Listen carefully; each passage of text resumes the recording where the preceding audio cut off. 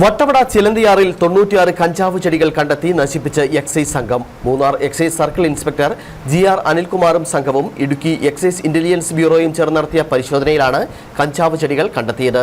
3 മാസത്തിനുള്ളിൽ വിളവെടുപ്പ് നടക്കുമായിരുന്ന ചെടികളാണ് നശിപ്പിച്ചത്.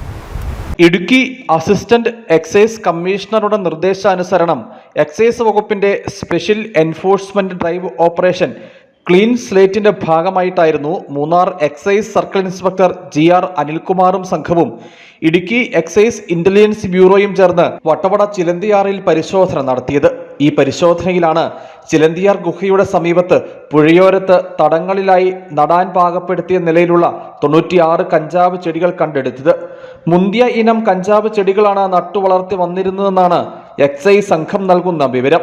3 മാസത്തിനുള്ളിൽ വിളവെടുപ്പ് നടക്കുമായിരുന്ന ചെടികളാണ് എക്സൈസ് വകുപ്പ് കണ്ടെത്തി നശിപ്പിച്ചത്.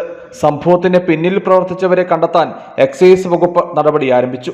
എക്സൈസ് ഇന്റലിജൻസിലെ excise inspector Prasad AB, assistant excise inspector ഗ്രേഡുമാരായ KV Pradeep, MD Sajeev Kumar, Munnar excise circle ഓഫീസിലെ KJ ബിനോയ്, മീരാൻ KS, ഹാരിഷ് മൈദീൻ എന്നിവരുൾപ്പെട്ട സംഘമാണ് കഞ്ചാവ് ചെടികൾ കണ്ടെത്തിയത്.